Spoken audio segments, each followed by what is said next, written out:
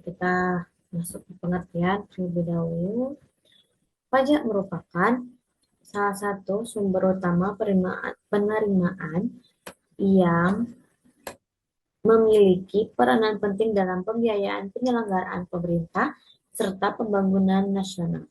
Dalam sistem ekonomi modern, pajak menjadi instrumen utama untuk mewujudkan keadilan sosial, pemerataan ekonomi, dan peningkatan kesejahteraan masyarakat. Pajak dipungut oleh negara berdasarkan undang-undang dan wajib dibayar oleh seluruh warga negara yang telah memenuhi persyaratan sebagai wajib pajak. Dalam konteks perpajakan di Indonesia, pajak penghasilan atau PPH merupakan salah satu jenis pajak yang memiliki kontribusi besar terhadap penerimaan negara. PPH dikenakan atas setiap tambahan kemampuan ekonomis yang diterima atau diperoleh wajib pajak, baik dari luar negeri maupun dari dalam negeri. Oleh karena itu, sistem pajak penghasilan di Indonesia mengandung asas World Icon, yaitu seluruh penghasilan wajib pajak dalam negeri atau WPDN, baik yang berasal dari Indonesia maupun dari luar negeri, tetap dikenakan pajak di Indonesia. Pengertian PPh pasal 24. PPh pasal 24 adalah ketentuan yang sangat penting dalam sistem perpajakan Indonesia karena berfungsi untuk menghindari pajak berganda internasional atas penghasilan yang diperoleh wajib pajak dalam negeri maupun dari luar negeri. Dengan adanya mekanisme pengkreditan pajak luar negeri, wajib pajak tidak akan dikenai pajak dua kali atau penghasilan yang sama. Selain itu, PPh pasal 24 juga membantu menciptakan sistem perpajakan yang adil, efisien, dan keselarasan dengan praktik perpajakan internasional. Ketentuan ini tidak hanya melindungi kepentingan wajib pajak, tetapi juga memperkuat hubungan ekonomi antar negara serta meningkatkan kepatuhan pajak di Indonesia. Berikut dasar hukum pelaksanaan PPh pasal 24. Yang pertama, ada Undang-Undang Nomor 36 Tahun 2008 tentang Pajak Penghasilan. Yang kedua, Peraturan Kementerian Keuangan atau PMK Nomor 192 PMK 03 2018 tentang tata cara pengkreditan pajak penghasilan yang dibayar atau terutang di luar negeri.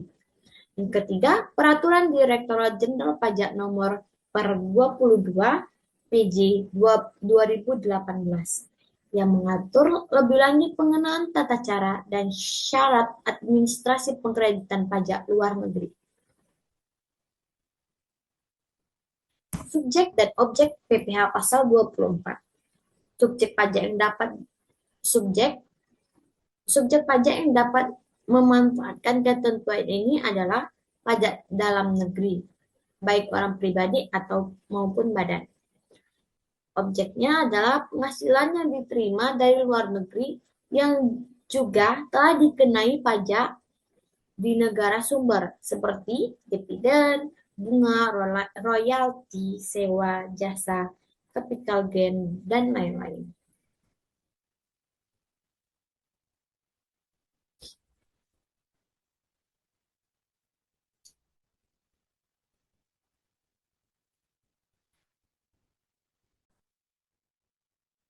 Selanjutnya, kendala yang dihadapi dalam penerapan PPh pasal 24. Yang pertama, kendala utama yang sering dihadapi adalah perbedaan sistem perpajakan antar negara.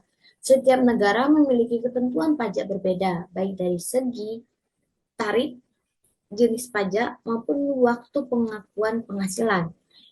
Kedua, kurangnya pemahaman wajib pajak terhadap mekanisme pengkreditan PPh pasal 24 juga menjadi hambatan tersendiri. Tidak sedikit wajib pajak, terutama dana usaha yang baru menjalankan kegiatan internasional. Yang ketiga, keterbatasan Bukti pemotongan pajak dari luar negeri juga menjadi kendala yang cukup serius di beberapa negara. Sistem administrasi perpajakannya belum terintegrasi dengan baik.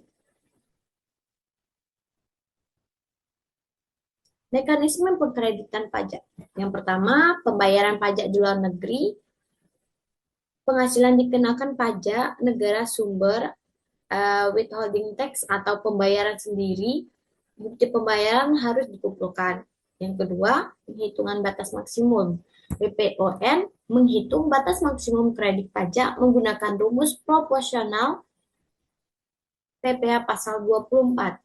Yang ketiga, pelaporan dalam SPT tahunan, pelaporan penghasilan luar negeri, dan klaim kredit pajak melampirkan bukti pembayaran, perhitungan, dan dokumen pendukung lainnya. Dan yang terakhir adalah pemeriksaan oleh DJP. Direktorat Jenderal Pajak atau DJP berhak memverifikasi klaim kredit pajak dapat ditolak jika bukti tidak sah atau syarat tidak terpenuhi. Baik, kita masuk ke dalam contoh kasus. Misalnya, PT Globalindo memperoleh penghasilan dari Indonesia sebesar Rp 9 juta dan penghasilan dari Malaysia sebesar 300 juta. Pajak yang telah dibayar di Malaysia sebesar 60 juta, tarif PPh pada di Indonesia adalah 22%. Total penghasilan dari 900 ditambah 300 menghasilkan 1.200.000 PPh terutang di Indonesia, tarifnya 22%, jadinya dikali sama 1.200.000 menghasilkan 264 juta. Batas maksimum kredit pajak luar negeri, kita menggunakan rumus kredit pajak maksimal sama dengan penghasilan luar negeri per total penghasilan kena pajak dikali PPh terutang di Indonesia. Jadi 300 dibagi 1.200.000 dikali Rp 264 sama dengan 66 juta.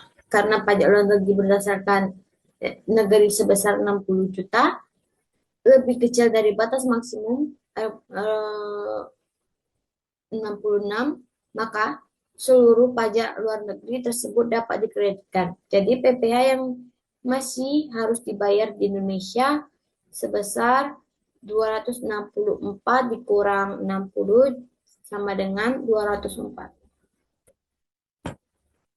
Baik, terima kasih. Sekian presentasi dari saya. Jika ada pertanyaan atau kurang jelas, mohon ditanyakan. Saya akhiri. Wassalamualaikum warahmatullahi wabarakatuh.